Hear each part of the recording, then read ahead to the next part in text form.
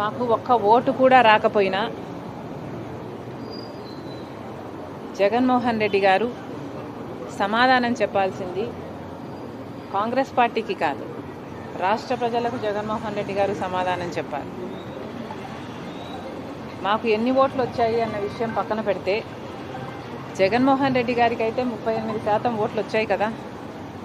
జగన్మోహన్ రెడ్డి గారి పార్టీకి 11 సీట్లు అయితే వచ్చాయి కదా. మరి ఎందుకు అసెంబ్లీకి వెళ్ళటం లేదు? మీరు ఎమ్మెల్యేలుగా ఉంటే మెంబర్ ఆఫ్ లెజిస్లేటివ్ అసెంబ్లీ మెంబర్స్గా ఉండి మీరు ఎందుకు వెళ్ళటం లేదు?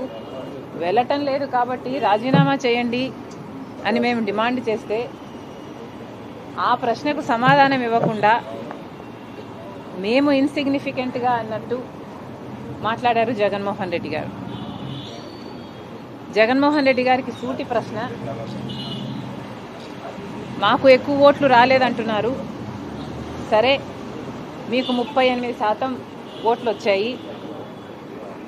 మరి వచ్చి కూడా మీరేం చేస్తున్నారు దాంతో? 11 సీట్లు గెలిచి కూడా మీరేం చేస్తున్నారు దాంతో? మీకు మాకు ఏమిటి తేడా? మాకు ఓట్లు రాలేదు కాబట్టి మేము అసెంబ్లీకి వెళ్ళలేదు.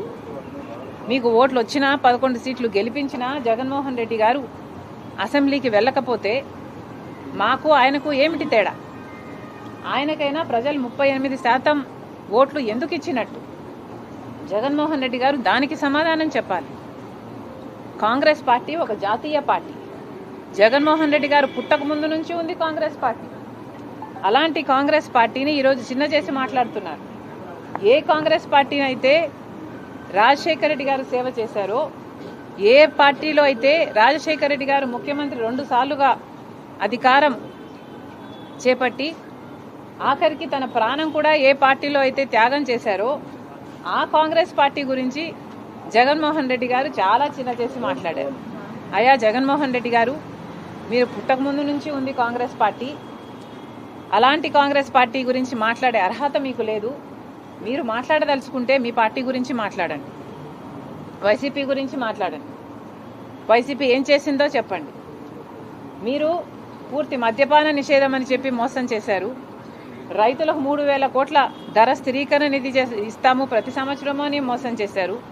మెగా డిఎస్సీ అని మోసం చేశారు. ఆఖరికి పోలీసుల్ని కూడా మీ ఇంటి కుక్కల్లాగా బిస్కెట్లు వేస్తే పనిచేసే మీ యంత్రాంగంలాగా మీరు వాడుకొని ఆఖరికి కాదంబరి కేసులో అయినా చూసాము, ఎంతోమందిని డోర్ డెలివరీ చంపేసి డోర్ డెలివరీ చేయడం చూసాము. మీ అరాచకాలను, మీ మాఫియాలను జనాలు తట్టుకోలేక మిమ్మల్ని ఓడించారు. ఒకప్పుడు ఏ రాజశేఖర రెడ్డి గారి కొడుకుకైతే అవకాశం ఇవ్వాలని 151 సీట్లను మీకు ఇచ్చారో అదే ప్రజలు మిమ్మల్ని ఓడించి 11 సీట్లు మీకు ఇచ్చారు అంటే ఎందుకు ఇచ్చారో ఆలోచన చేయండి. ఆ 11 సీట్లు కూడా మీరు గెలిచిన ఎమ్మెల్యేలుగా ఉండి మీరు ఎమ్మెల్యేలుగా అసెంబ్లీకి వెళ్ళకపోతే మీరు ఎందుకు గెలిచారో ఆలోచన చేయండి. మేమేమీ గెలవలేదు. సరే, ఎందుకు గెలవలేదు? ఎందుకంటే ఈసారి ప్రజలు చాలా డిసిసివ్గా ప్రభుత్వాన్ని మార్చాలి అన్న ఉద్దేశంతో ఓట్లేశారు కాబట్టి మాకు ఓట్లు పడలేదు. ప్రజలలో కాంగ్రెస్ పార్టీ పట్ల ఆదరణ లేదు అనడానికి వీల్లేదు. ఎందుకంటే దేశంలోనే చూస్తున్నాం, కాంగ్రెస్ పార్టీ ఎదుగుతుంది. కాంగ్రెస్ పార్టీ ఓడిపోకుండా కంటిన్యూస్గా అధికారంలోకి వచ్చునుంటే మన రాష్ట్రానికి 10 సంవత్సరాల కిందే ప్రత్యేక హోదా వచ్చేది. దాదాపు 1,50,000 కోట్లు విలువ చేసే విభజన హామీలు అన్నీ కాంగ్రెస్ పార్టీ నెరవేర్చుండేది. దురదృష్టం కాంగ్రెస్ పార్టీ రాలేదు.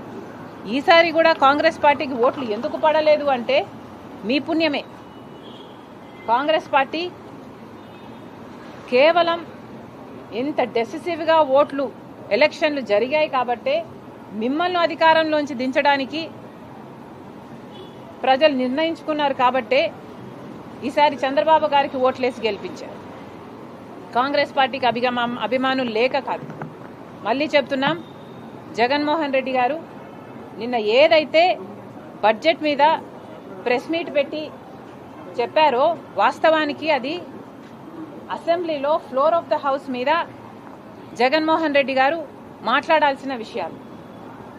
మరి జగన్మోహన్ రెడ్డి గారు అసెంబ్లీలో మాట్లాడకుండా ప్రెస్ మీట్లో చెప్తే మేము అంతకంటే ముందు అంతకంటే బాగా ప్రెస్ మీట్ పెట్టి చెప్పాం బడ్జెట్ గురించి. మరి మాకు జగన్మోహన్ రెడ్డి గారికి ఏమిటి తేడా? ఓట్లేసి గెలిపించారు, మీకు 38% ఉంది అని గొప్పలు చెప్పుకుంటున్నారే, అది కూడా ఉండేటట్టు మిగిల్చుకునేటట్టు మీరు వ్యవహరించటం లేదు, ప్రవర్తించటం లేదు. మళ్ళీ జగన్మోహన్ రెడ్డి గారికి చెప్తున్నారు